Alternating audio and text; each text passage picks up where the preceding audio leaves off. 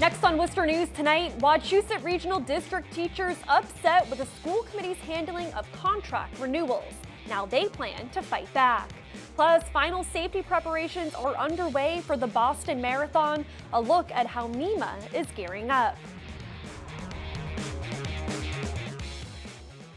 Good evening and thanks for joining us. I'm Olivia Lemon. Wachusett Regional School District teachers and school committee members are at a standstill as they work to approve a new contract for teachers. Teachers say they've been negotiating for months and are hoping something changes. Our Chandler Walsh joins us live now to explain. Chandler? Olivia, the district's teachers union says their contract has an evergreen clause in it, so they were able to use it after it expired, but they've been working on getting an updated one for over a year. Wachusett Regional School District teachers want a new contract. The district's teachers union president Heidi Leahy says they began negotiating with the school committee since late 2016. The contract in general protects teachers and helps teachers do their job most effectively. That's what we really want to do. Leahy says the group hoped it would be resolved at a meeting in March, but the contract didn't receive enough of a majority. School committee chair Kenneth Mills says members voting no were concerned the new contract made policy without first having a debate in open session, saying in a statement, "Due to open meeting laws, we can only deliberate these issues in formal meetings, so some members of the full committee had not seen the language ahead of time."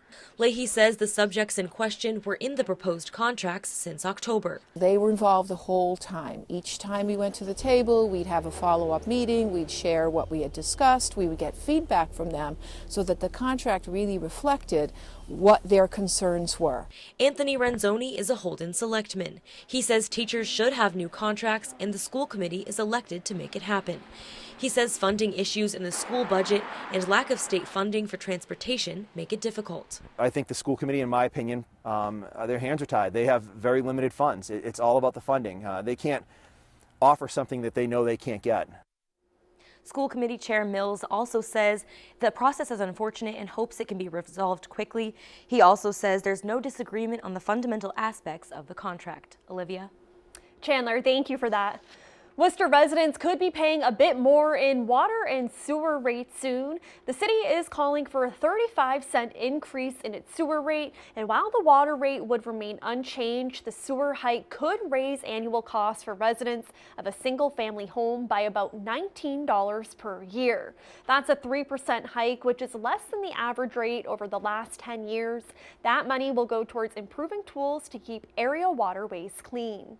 We need these funds to do what we do to keep the Blackstone River clean, but we really appreciate all of our member communities, and Worcester is our biggest member community, their commitment to this planning approach that's looking at long-term priorities, and it's really helping us to stick to our mission of keeping the Blackstone clean but being fiscally responsible. And the City Council still needs to approve the rate hike. The latest transportation on technologies on display Tuesday at the DCU Center. It's all part of MassDOT's Innovation and Mobility Conference. MassDOT says they are continuing to incorporate new technologies and methods to strengthen transportation systems and connect cities and towns. Today's event allowed companies to show off their new technology. More than 90 exhibitors and 1,000 attendees were at the conference.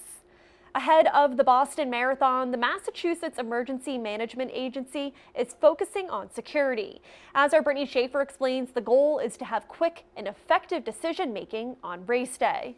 The Massachusetts Emergency Management Agency is hosting a practice exercise Tuesday to prepare for the Boston Marathon. Director Kurt Schwartz says with it being 5 years since the Boston bombing, they're prepared for all situations.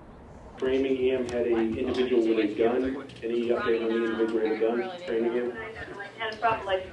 Dozens of local, state, and federal law agencies participate in a training exercise. They're fine-tuning their communication and how to best respond to potential incidents ahead of Marathon Monday. All of us will be tested with real-world scenarios to ensure that we're able to communicate not just internally, but across 8 cities and towns and all of the command centers, but with some 1,000 public safety personnel who will be on the course. MEMA expects around 30,000 runners and hundreds of thousands of spectators for one of the world's most prestigious marathons. Director Kurt Schwartz says it's a great day, but the spotlight can pose risks. 2014, we revamped how we plan for the event. We focus a lot more today on prevention than we did 5 years ago. Since 2013, we are not complacent. We play the what if all the time. Schwartz says the majority of people participating in the exercise played a role in responding to the marathon bombing. It will be a difficult day for some of us. I was at the finish line in 2013. It forever changed me. It forever changed a lot of the people here. Schwartz says the amount of scenarios agencies have to prepare for has changed a lot in recent years. A few years ago, we didn't focus a lot on cybersecurity and car ramming attacks. After some events around the country this year, we think about active shooters in different ways than we used to. Now, Schwartz says since the Boston bombing in 2013, he has tripled the amount of security on race day. In Framingham, Brittany Schaefer, Worcester News Tonight. Thank you, Brittany. A Marlborough elementary school teacher is now on leave accused of inappropriate conduct with a student. This is at Kane Elementary School. The teacher has not been identified and will be put on paid administrative leave while police investigate. The school department is cooperating with police and says the safety of its students is their top priority. We're also following a developing story out of Fitchburg tonight. The Worcester County District Attorney's Office responded to a 911 call on Stony Brook Road earlier this afternoon. Police found an unresponsive 6-year-old girl and injured 9-year-old boy. Both were taken to the hospital where the 6-year-old girl was pronounced dead. The boy was transported to another hospital in Worcester with non-life-threatening injuries. The DA's office is calling it a suspicious death at this time, but are not releasing any further details right now. Switching gears, a Charlton mother is working to complete her late daughter's dream. Diane Carpenter-Dabrowski of Charlton decided to dedicate herself to helping orphans in Haiti. And as our Anna Batari explains, it's the work her daughter began after making several trips with her to church. Emily Dabrowski was just 17 when she discovered her passion for helping others. She came to the realization after visiting Haiti on a trip with St. Joseph's Church in Charlton. They were doing their second trip to Espoir, an orphanage in Haiti, and Emily, once she heard about it, she had to go. She would visit 3 times. Her mother, Diane, says Emily believed it was her calling. She wanted to open up her own orphanage there someday. And as she was looking into colleges, she was looking into environmental, like how to get them clean water. So she was really going to dedicate her career to that. Last January, Emily passed away due to complications from mono. Diane says she wanted to complete the mission her daughter started. One of Emily's friends started a GoFundMe page, which initially raised $20,000. The first check we gave to Free the Kids, it's the organization that runs the orphanage, was $20,000. And it still accumulated another $10,000. And there was an anonymous donor that matched the $20,000 funds, which allowed us to build a concrete dome in the boys' village. Diane says she met the children and the house mother who live in the dome.